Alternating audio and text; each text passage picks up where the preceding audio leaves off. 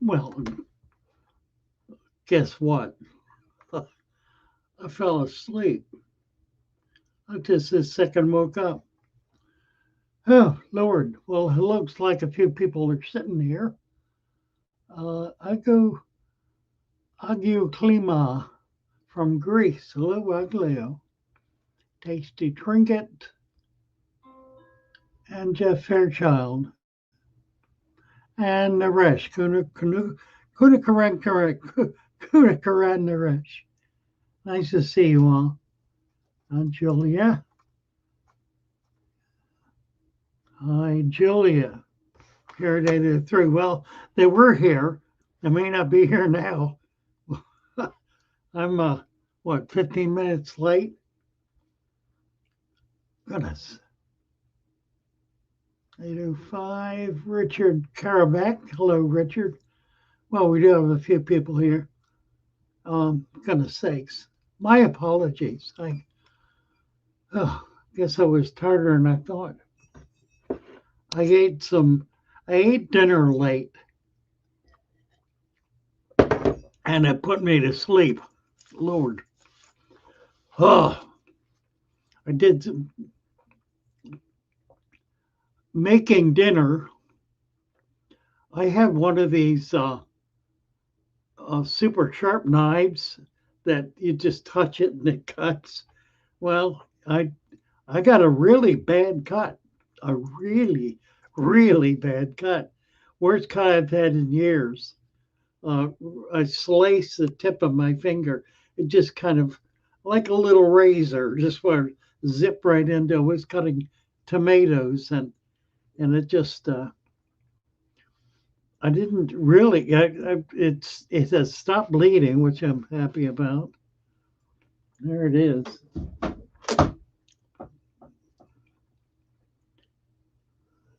So I don't know. I'm gonna. Whoosh, I'm gonna have to rebandage it before I go to bed. Mercy. Been a traumatic evening.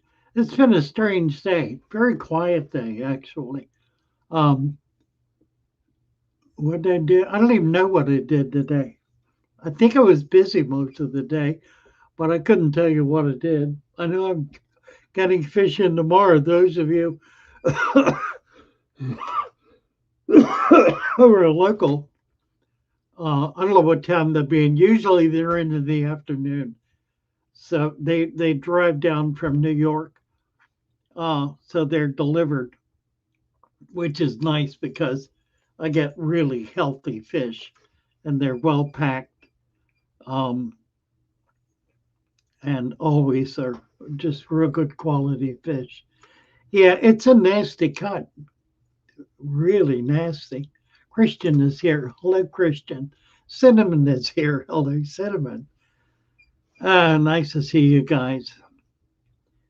Goodness sake, what else? If you wait more than 6 hours, they can't give you stitches. Well, I don't think I need stitches. I need to keep it covered. It was a clean cut, and if I can keep it closed, it'll heal. Uh, Probably stitches would not even be advised because it's on the tip of the finger of the pad, and I shouldn't lose any skin if I can keep it tight and just not mess with it. I'll look at it this evening, I guess. I probably ought to not. It's not bleeding now. It, I, I, I did not let it bleed. It just kind of took off on its own. And initially, it was really just blood pouring out of it. So we'll see. I think it'll be okay. I'm just gonna have to keep it bandaged for a week so it heals. Super glue. Yeah, right now the best thing I can do is just kind of leave it. Super glue is a good idea, but I couldn't. I don't think I could even put it on now. It would, if I mess with it, it's gonna start bleeding again. and it's a kind of cut that just bleeds horribly. It just, I could probably bleed out if I let it hang out. I could fill a cup in a 5 minutes. Video audio good, thank you. Figure not so much. Yeah, true enough. Hi Gary.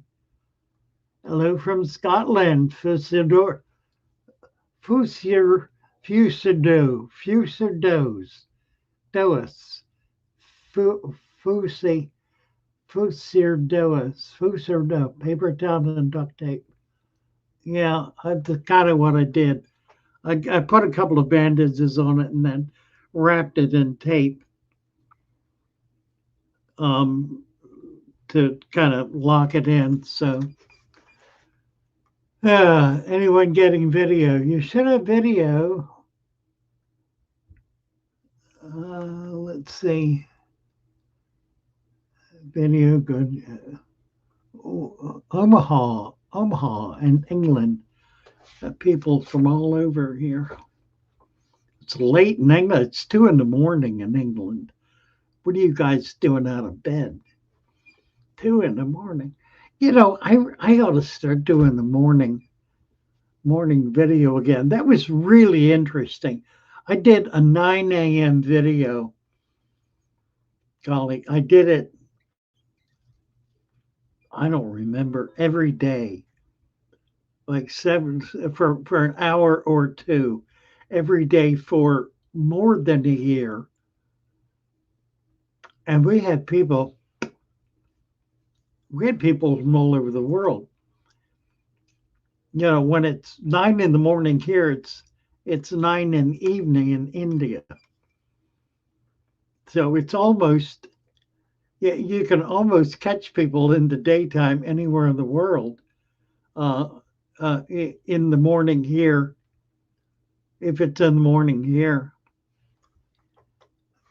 Watching the best YouTube channel. Oh, thank you, Fusi. Well, I've got a new video. I haven't posted it yet. I want to give it one more look-see and post it. It's those of you who were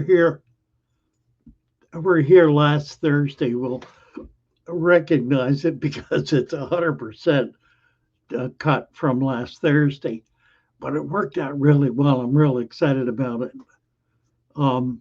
Now we also are we're doing a new channel, initiating the channel Lou Foxwell on YouTube tonight. We're posting here and on Lou Foxwell. I don't know if any of you have seen that pop up.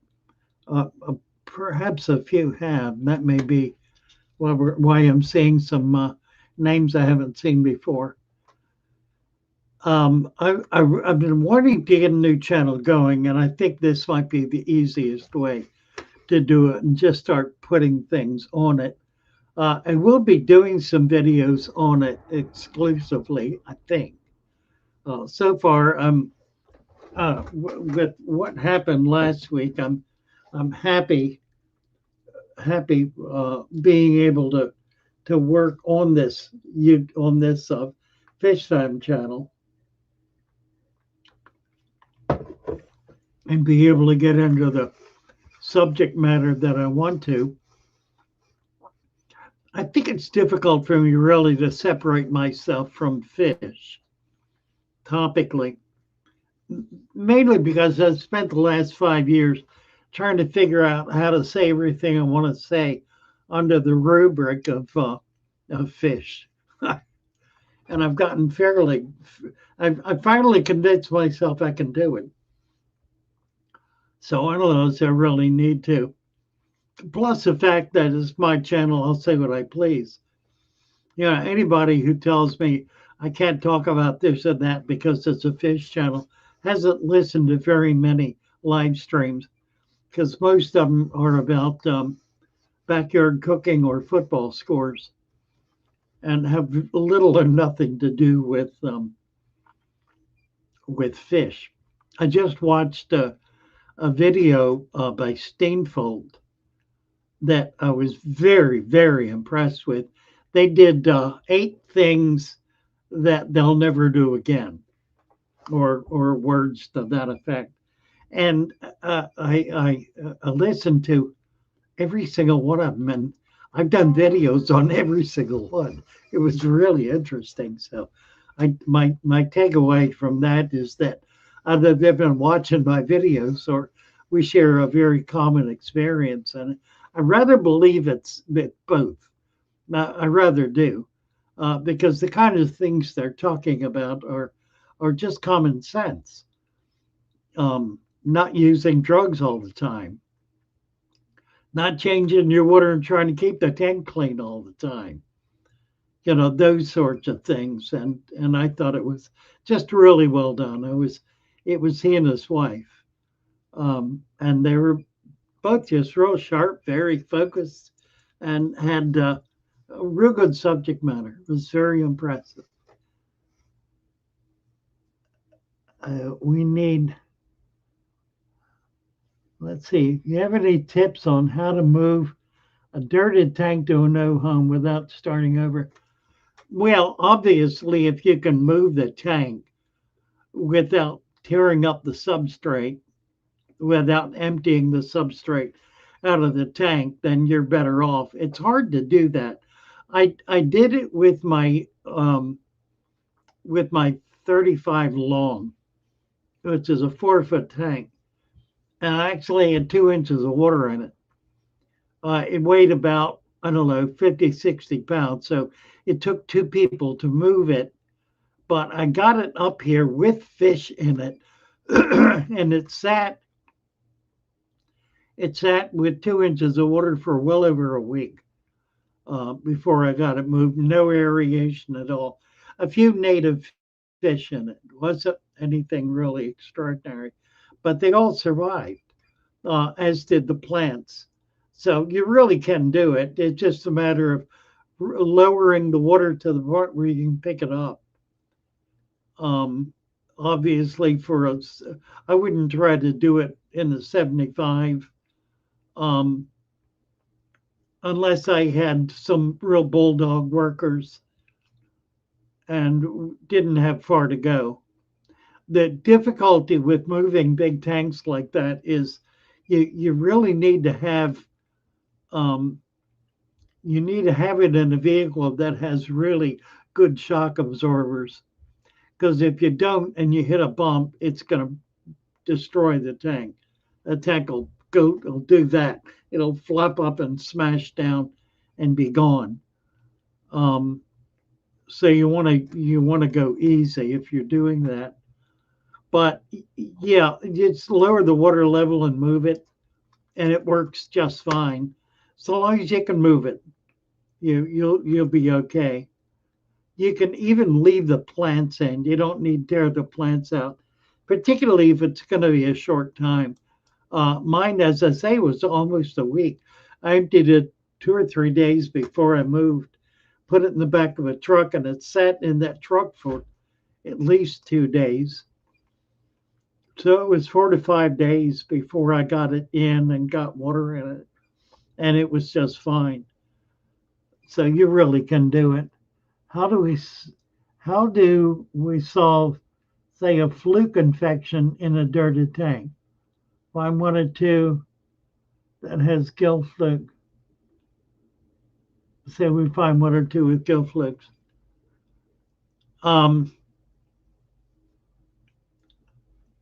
Gill flukes can be removed physically. They're fairly large. They're not little tiny things. If you see the gill flaring and it's kind of uneven, you can almost every time actually see the fluke. And you take it out and pull it out with a pair of tweezers. It just grabbed, it has latched onto the gills. If you pinch it, it'll let go, and you can remove it. I would be careful about tugging on it because you could injure the gills doing that. But if you poke the bear a little bit, poke the fluke, you can take it out. You can use drugs, but what you're doing by putting drugs in is you're stressing the fluke to get it to let go, and in the process, you're also stressing the fish.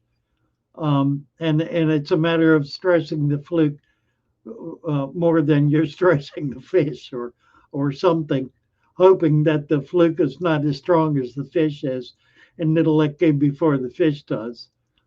Um, but as I say, flukes are not difficult to get rid of because they're pretty visible. As are a number of parasites that attach themselves to the body of the fish. You can see them. Some of the worms will do that. That they attach themselves, the lamprey type worms. You can poke them a little bit and they'll let go, and you just physically remove them. Um, get if you see that, play with it a bit. You'll find that it's really a simple matter to remove the larger parasites. You almost never see them though. They're very uncommon. I haven't seen gill flukes. So I as a kid I saw them in the wild occasionally, not often, but I would see them in the wild. In my fish tank, I don't know that I have ever seen a gill fluke in my tanks. Um, for one thing, they don't kill the fish. They hang on, they get a meal, they drop off, and they breed. Um, and then they could go back and reattach. But they they um, they can also be eaten by fish, by little fish, and by other feeders.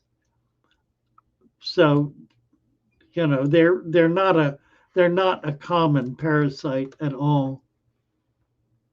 How do you channel new to your channel? I haven't watched all your videos. Would you consider doing a blackwater system? Yeah, I have, and I've got some videos on blackwater. If you type in blackwater in my channel, you'll a couple of videos will come up. I've done some. I've done a bunch of them. In fact, I did one at a one. It was about a 200-gallon tank. I did as a blackwater, and it was a blackwater, not a tannin tank. There's a difference. Most people they say blackwater, but they don't mean blackwater. They mean tannin, and they're not the same. A water with a lot of tannins in it is not a blackwater tank. A blackwater tank has a pH of 6.0 or less, with a TDS of typically less than 10. It's very soft, very acid water. And that's not what people do as blackwater tanks. What blackwater tank typically means is water with a lot of tannins in it. It's really a tinted water. It's a brown water tank, if you will, as opposed to a blackwater tank.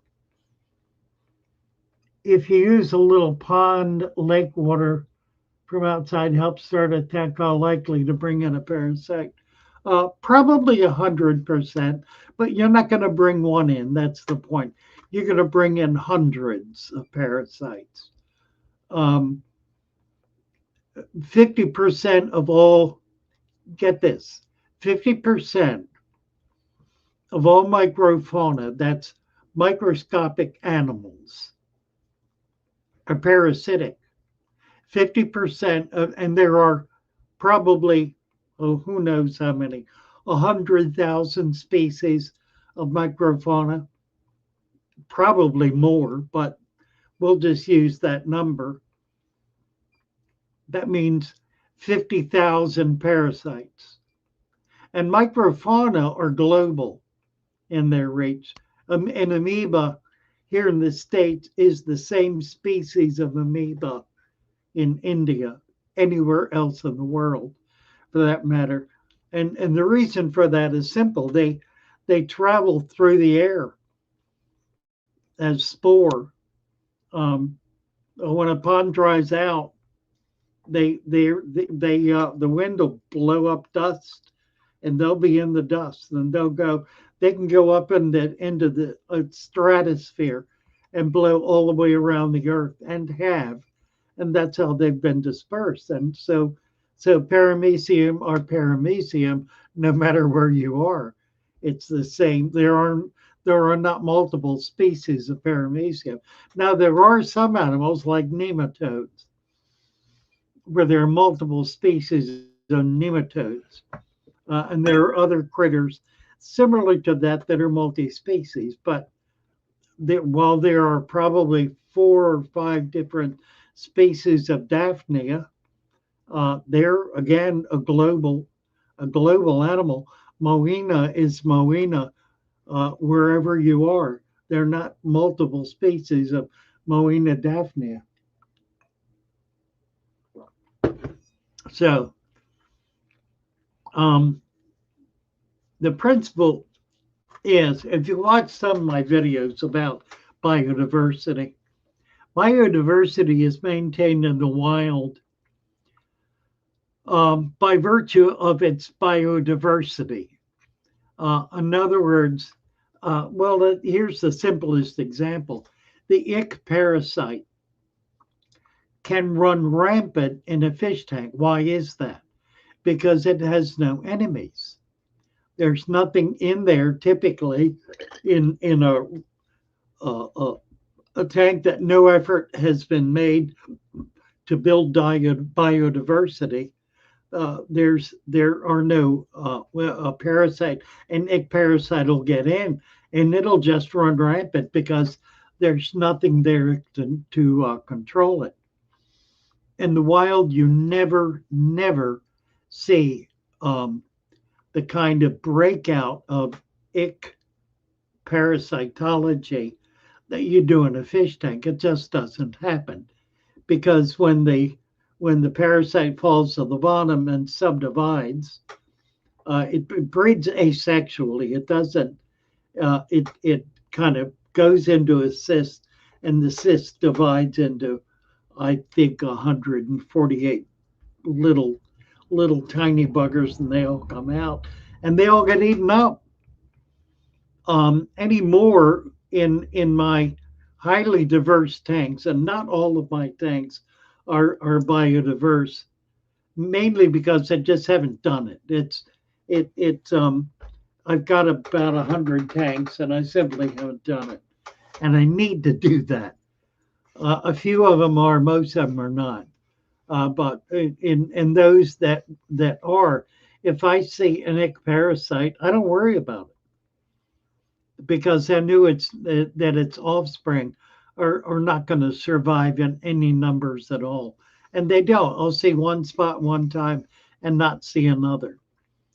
Bryce, my employee who works with the fish, he can spot a ick parasite across the room through a slot in the door. He's absolutely amazing. He has eyes like a hawk. He's spotting it all the time, but it'll be one spot, and then it won't be more than that. I mean, I don't get the kind of infestation that one would normally see because I have enough biodiversity in the tank to be able to control the babies when they're free swimming. They become food for other parasites. Let's see. I'm from UK. This is Yunko Kush. We have a pretty tame worms that can hurt tropical. Worry me, I like the idea of having the good bits. Well, you have to have both. You take the good with the bad, but the good will control the bad, and some of the bad will control the bad. So there are more parasites that feed on other parasites than there are parasites that feed on higher order creatures. And so there's more influence in a naturally diverse environment to control dangerous pathogens, for example, and that goes not only for microfauna, it goes for bacteria and other kinds of um, other kinds of dangerous things as well. They're the biodiversity is how nature survives the struggle. Um, it it it prevents um, it prevents creatures that have the potential to disrupt the balance from reaching a point where they have the potential to wreck the balance. So it's a braking system, provides controls. It keeps it keeps anything from becoming dominant, unless that domination is beneficial, in which case it may very well become dominant, but its dominance will not cause it to eradicate other populations, unless they're populations that themselves serve to eradicate.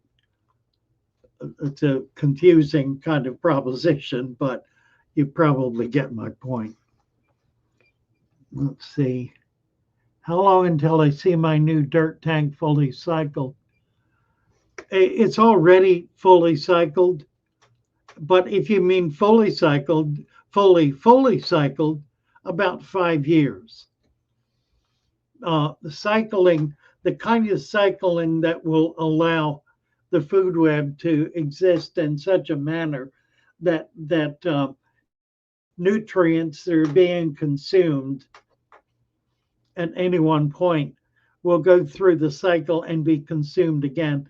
That's about 5 years for that cycle. So it's slow. It's not something that happens quickly. One of the early criticisms of this system I've been teaching is that it takes a long time. And that's true, it takes a long time. But I'm not in a big rush. And nature's not in a big rush. It's able to sustain itself in the new environment pretty effectively. And the longer it's allowed to do that, the sturdier it gets, the more balanced it gets, the more diverse it becomes, and the more it's able to maintain that balance and diversity. So um, let's see. I guess one of the examples is is the supplement that we've created. That supplement creates it contains nutrients that will stay in the substrate for years without being depleted. One of the problems with most substrates is they become depleted. Well, this is an enriching media, and we did that in order to be able to provide for nutrients in a system that does not easily allow the introduction of new nutrients into the substrate.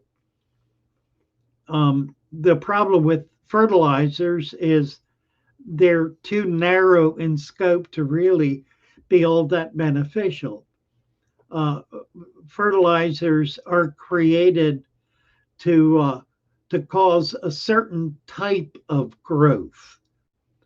They don't allow the whole plant to grow. They allow leaves to grow or fruit to grow or flowers, but rarely roots and stems and leaves. In the case of leafy vegetables, there are fertilizers that will embellish the leaves, cause the leaves to grow. Most fertilizers cause the plant to fruit, and therefore they fruit to the exclusion of adequate root an adequate root system. In the case of crops like corn, that's not important. They don't need much of a root system in order to fruit and create corn, because they're a grass, one, and they're not a grass that they're a grass that replenishes itself through seed. They don't subdivide. A corn doesn't subdivide. A corn doesn't send out runners. It's a single plant that fruits and dies. So it doesn't need much of a root system, just enough to hold it up. And in point of fact, planting it in fields allows it to grow with virtually no root system. So the fertilizer doesn't create roots; it creates fruit. You put that fertilizer in your fish tank, and it's going to mess with the uh, the natural growth rate of the plant, and will be it'll be frankly harmful to the plant. So we don't want to do fertilizers with aquatic plants because they're not good for the plants. They're typically unhealthy for the plants, and they because of the way they act, because they overwhelm the biology of the system. They make it impossible for the plant to put out the hormones that cause bacteria to create the nutrients that they need in order to do what they're trying to do at any given moment in time. There's a sentence you need to memorize because it contains a wealth of information that's really fundamental to the nature of plants. Plants signal to bacteria with hormones. That signal triggers a certain species of bacteria to do its thing.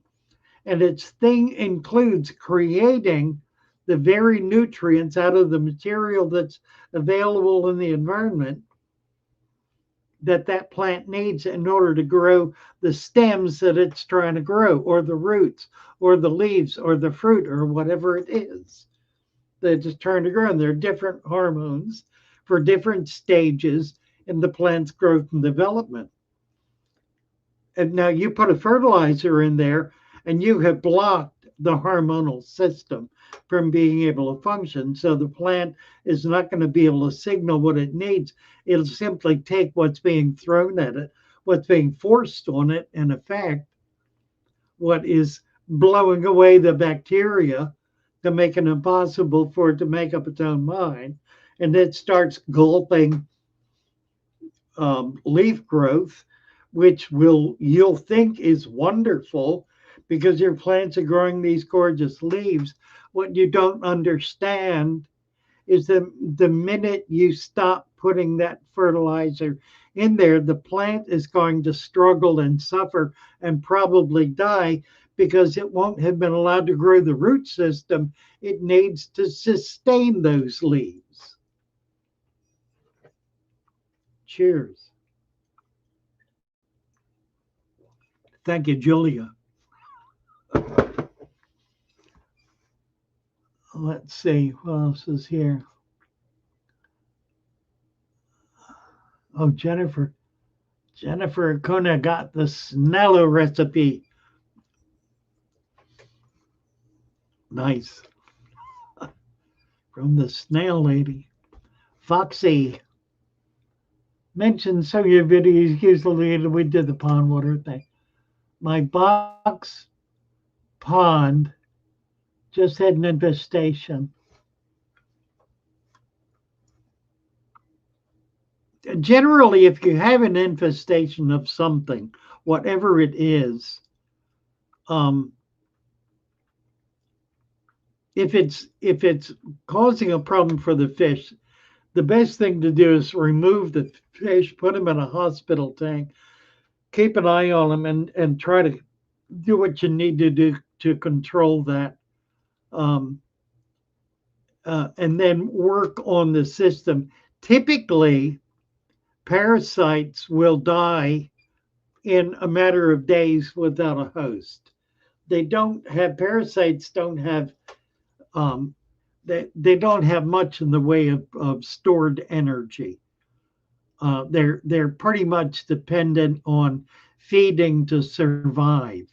The ick parasite, for example, will die in 4 days if it does not have a host.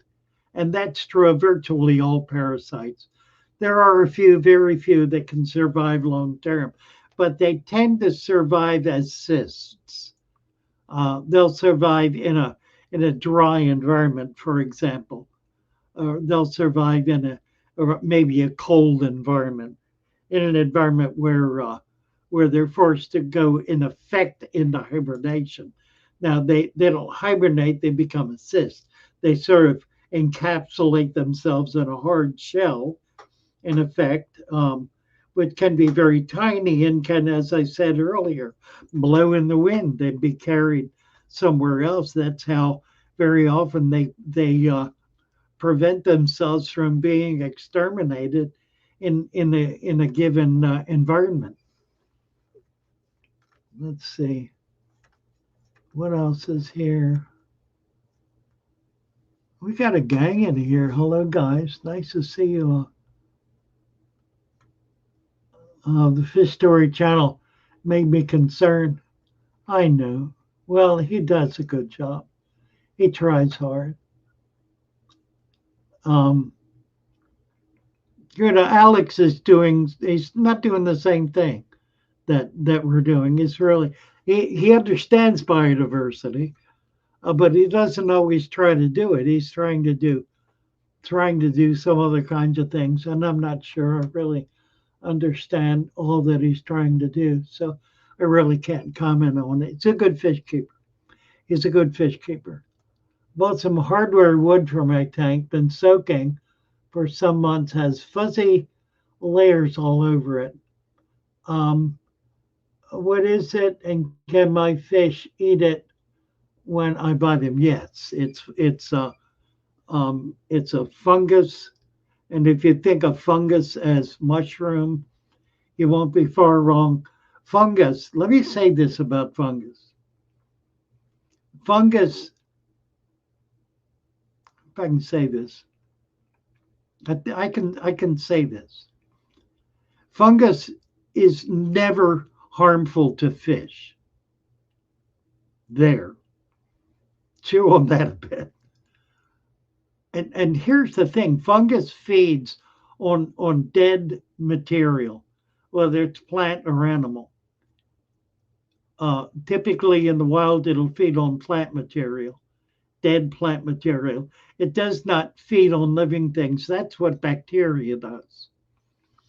Bacteria feeds on living material, um, and kills it, and then fungus feeds on that. So when you have a fungus growing on a fish, the fungus is not the problem. The fungus demonstrates that there is a bacterial infection.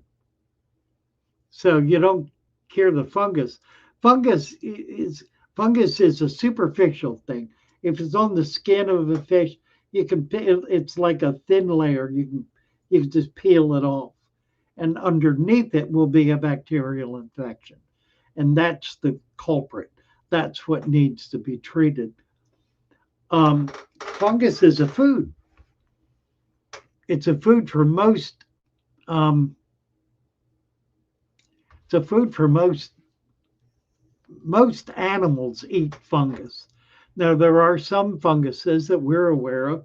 Certain kinds of mushrooms are toxic. So, not all fungus is edible, but the kind of fungus that grows, as like you're talking about, as a kind of a carpet on driftwood in a tank, that's a fungus attacking and breaking down sap or other dead material in the wood, and making it something that's edible, and the fish will eat it and enjoy it. It's actually a valuable source of nutrient. Let's see. Is it good to feed live blackworms every day? If you can afford to do it, I mean, if you can find them, keep them, get them going, yeah, you certainly can do that. I really do. I'm not convinced uh, that, how I want to say this. I'm not convinced that a wide diet, a broad diet, is healthy, or for that matter, normal for fish. Most fish will eat. Most fish eat other fish. Henry Hall used to say the best food for fish is fish. You want to feed fish? Now, he was feeding big fish. When I first saw his fish room, he had 40 tanks. Not one of them was less than 100 gallons, and not one of them had more than one fish in it. They were all bare tanks, dead bare tanks, no lights on them. He had made lift tube filters that sat as sponges on top of a plastic grate with sides on it that was the filter. And he fed those fish typically twice a month. He would drive a couple of hours to go up to Frederick, Maryland, to Goldfish Road, to a goldfish farm up there, the name of which I don't remember anymore, and buy goldfish. He would buy larger ones. He'd buy like the 4-inch goldfish, and he would buy 500 of them and bring them back and feed most of them one day. He would hold some over and feed them out over a period of a couple of days, but it was the fish were just on a glut for 2 or 3 days, and then they were gone. He did that twice a month, year round, twice a month, every 2 weeks. Take a trip up, get goldfish, bring them back, feed them out.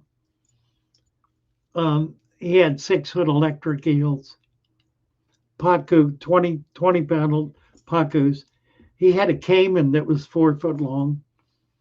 Amazing collection of fish. I got him an arapima. He was able to keep an arapima and a paddlefish. Those were the two.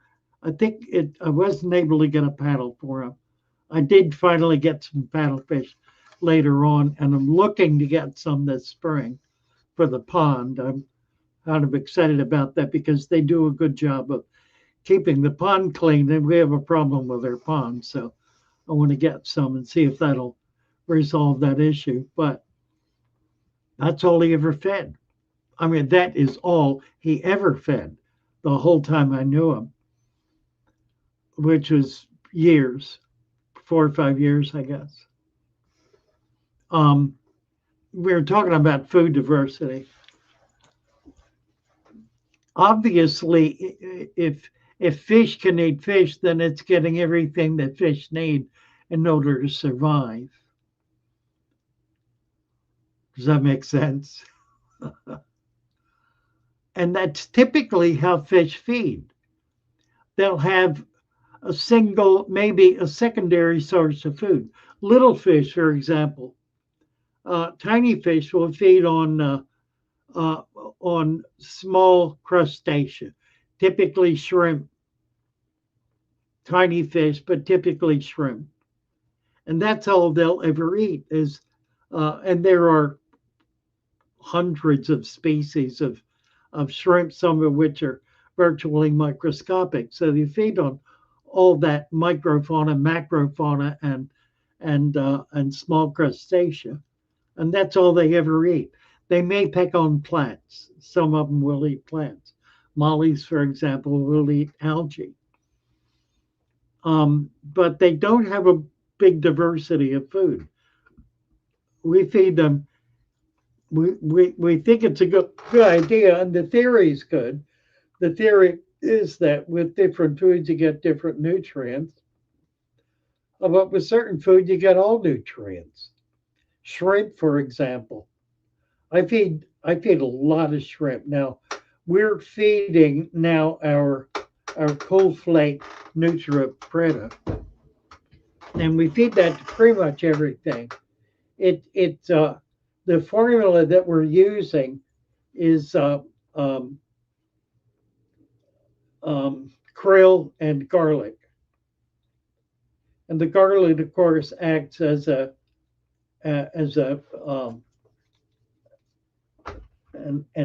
a gut cleaner, a gut cleanser, and the shrimp is a primary nutrient So it's providing the food that the that the fish needs. And I add shrimp to that. I may add fish eggs. I do feed a lot of fish eggs. We got a whole line of frozen products that I'm trying to figure out how to ship. I haven't got that one worked out yet, but as soon as we do, we'll be able to provide you with a nice variety of frozen foods. There are a lot of them, and they're really quite nice. Uh, Shipping them is a bit of a problem. Favorite low CO2 plant? I don't know what a low CO2 plant would be, frankly. I really don't. That would be a plant that does not um, do photosynthesis. And I don't know of any plants that don't do photosynthesis. You're into another animal kingdom or plant kingdom. That's more. I don't know. It's more even the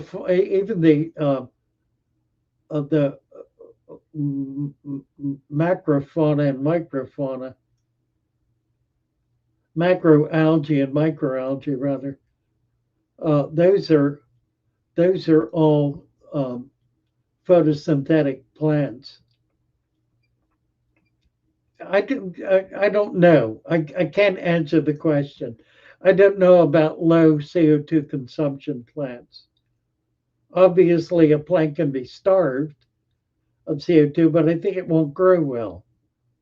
Is would be the issue. A plant in water that's a bit too dark, for example, or a plant in water that is like deep pond water. You just don't get much plant growth in deep pond water because it's too deprived of oxygen and CO2, or it's over. I don't know. It doesn't have enough light. I guess is the issue. I think CO2 use and photosynthesis are. I think they go together in plants. I think you can't have one without the other. You can't do photosynthesis without CO2, but it can't take in CO2 without light. Doesn't do it in the dark. Curious, isn't it? Doesn't do it in the dark. Is it good to feed live blackworms? Yeah, good question. Can the biology, such as those you've mentioned so far, survive in water that has high levels of sodium, such as tap water that uses a water softener? Uh, yeah, it's called saltwater fish.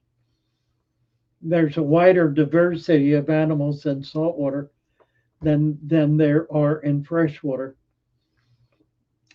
Freshwater animals tend not to be able to survive in saltwater because their slime coat does not block water from entering the body. Saltwater fish are able to survive in saltwater um, because their slime coat prevents the water from entering the body. So they drink differently. Now, why they don't survive in freshwater is a whole other question that I'm not going to get into, frankly. Mainly because I really don't understand it. But I know that the reason freshwater fish cannot survive in saltwater is because they can't block the salt from entering the body the way saltwater fish can.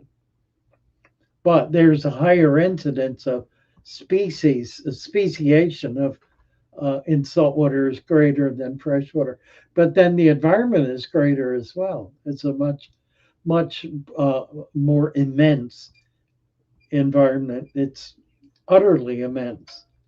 If you consider that animal life survives maybe to a foot deep on the earth, it survives to miles deep in the ocean. So the diversity of environments that are survivable for animal life and plant life in the ocean is vastly, infinitely greater than plant and animal life on the earth. In that sense, it's a far, far, far, far richer environment for life. Sort of makes you wonder why life ever took hold on the earth. It didn't really particularly need to. It just was taking advantage of a niche that didn't otherwise exist as in an aquatic environment. Get a tank ASAP. Can't wait to breed guppies. Well, that's a great fish to breed. It absolutely is, but you need more than a tank. You need a minimum of 10 tanks if you're going to breed guppies because you need to be able to separate them, to separate the females, the babies, the males. You need to be able to maintain strains to keep certain species of fish separate and keep the males separate from the females within that line. So you have a line of certain males and certain females. That's two tanks plus the babies is three. Um, 1, 2, 3 plus the spawning tank is four. So that's four tanks minimum to maintain one strain. And you really need more than that, but kind of give you an idea of what you're getting into when you breed guppies. So little tanks, 10-gallon tanks. You need 50 10-gallon tanks to do it right.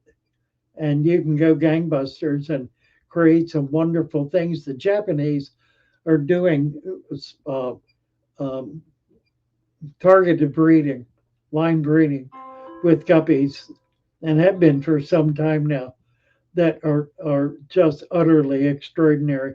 We don't even get them here in the States. They're so advanced. They stay within their environment. They'll stay. They may get into Indonesia and Malaysia. They may get into China. They'll stay mostly in Japan. We rarely ever see them. We'll see pictures of them. They occasionally will show up in some of the big national guppy shows. But amazing stuff, things you wouldn't even imagine could be bred into guppies. You gotta look into it.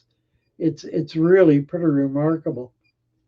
Guppies are probably the single most amazing fish there is in the hobby.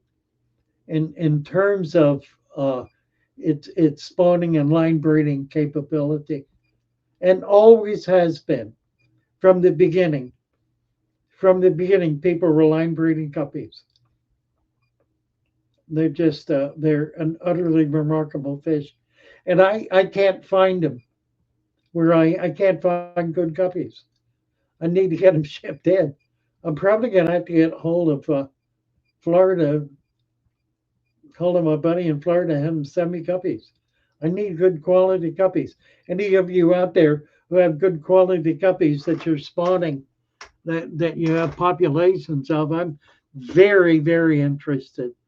Um, and want to be able to carry them in my shop because I want to be able to help my hobbyists breed and sustain guppies.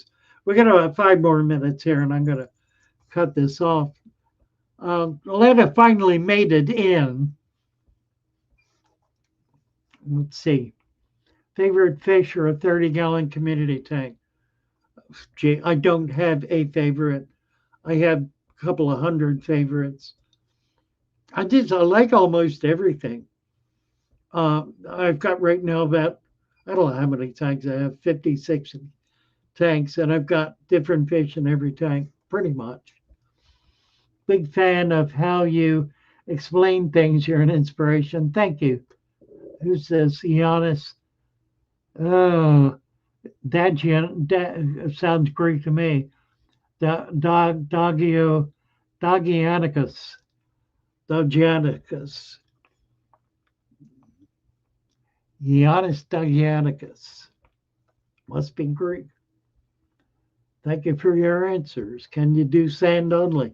You can. It just takes much longer for it to build up a nutrient substrate. We kickstart that with the soil, but you can do it without. It just takes a few years to get it built up. Christian, you got a bunch of rams going there. I need to send you. I messed up the last time and had you try to ship to me. That didn't work out. I need to send you some labels so you can get some fish up to me. I'll do that as soon as I can. How much is a membership? Considering joining? We don't. YouTube has a membership thing. I don't know. It's a $5 or something. Um, if you want to join on Patreon. That's much more beneficial to us and ultimately to you. We're doing more and more with Patreon. I think $5 or $10 a month for that. Other than that, we really don't have memberships. Buy plants, get into our store and buy some plants. That's really how we sustain ourselves. I need to take a break. If you want, we're at 72. We're jumping up. I'll tell you what, I'm going to take about a 1 minute break and come back, and we'll carry on for a little longer. We're getting a lot of people in, so sit tight for a moment, please.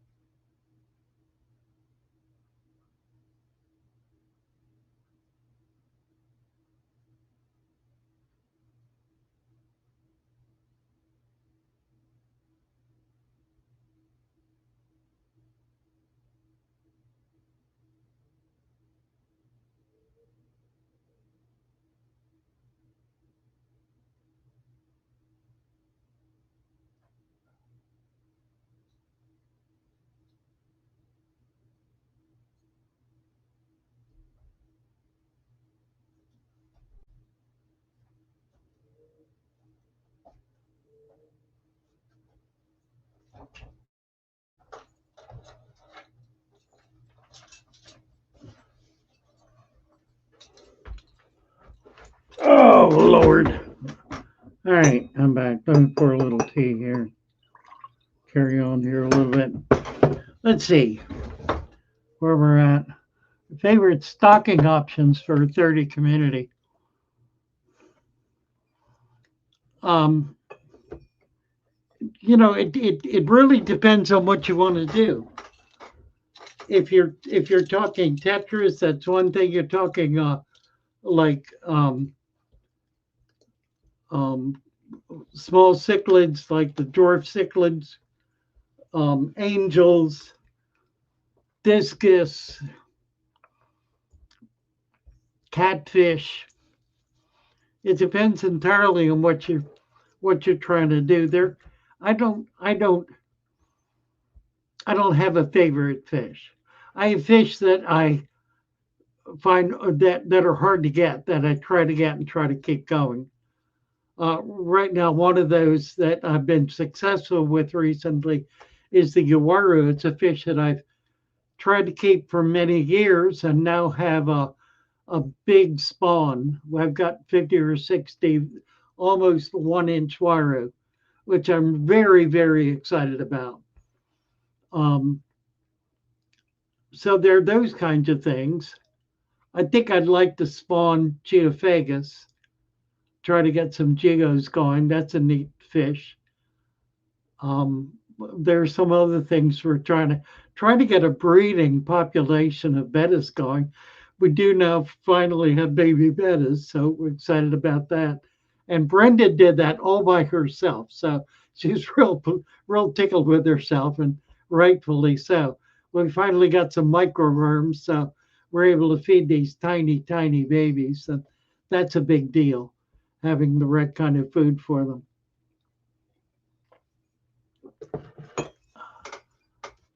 Black ocelotus had babies. Bravo. Nice job. Greatest mug you'll ever have, says Julia. It's a nice mug. Let's see. What are your favorite? We did that stocking options thing. Let's see. Thundermuck. Starting a new tank and the resurrection jars have snails. Seems like a little else. Except because of the winter cold. Probably, yeah. There's a lot in there that you can't see in terms of biology. There's a lot of bacteria, a lot of uh, uh, different kinds of microflora. Um, there's fungus in it, plus microscopic life that's just too tiny to see. So you don't always get to see the macros, the bigger stuff. But remember that that's a very tiny portion of what actually is in there. So keep it going. It'll be great. Yeah, and you can add to it again in the spring, but start putting some of that in your tank. Get it going in the tank. You don't always see the most important things because they're too tiny. They're microscopic. Let's see. Will shrimp eat shrimp? Uh, yeah, they will. If they're dead, they will. They're not going to eat them live because that's not the way they feed. They feed on dead material or on plant material or on fungal material. They don't feed on living material. Obviously, ones are dying, says Troy. Yeah, that's right, or Troy. That's right. 4 foot red-tailed catfish video in a restaurant getting eaten. Ah, I've done that. Um, when I had my shop in Florida, we would get really big fish come in, big pacu, big red tails, big stuff. We once had somebody bring about 24-foot clown knife fish that they had caught in a local pond. We kept a half a dozen of them. But typically, I would get these. We had club meetings once a month, and I would get like a big pacu, a big 20-pound pacu, and take it across the street to the Thai restaurant and have them prepare it and then serve it at our club meeting. And it was always a smashing hit. They got to eat red tail or got to eat pacu or whatever it was. Only did that with big fish that I really had no reason to want to keep. And of course, it was a very special kind of use I put them to. So it benefited the culinary delights of lots of fish people. Want to set up a planted tank. I have an 80 long, can't afford aquarium soil. Can I make the soil? Absolutely. Uh, if you if you go to fatherfishaquarium.com, fatherfishaquarium.com, that's our primary website. You'll find all the links for everything there. Get into the shoal, their Discord server, and ask for the worksheet on creating soil. The formula is right there. You can do it yourself. You can buy the supplement for about $30 and add that to your soil. That's what a lot of people do, particularly with big tanks. You just buy a couple of bags of potting soil and peat moss and finished manure, finished compost, and add the supplement to that, and you're good to go. And cap it with sand. Let's see. Yasti has asked the same question about 100 times. I see. We got it, Yasti. We got it.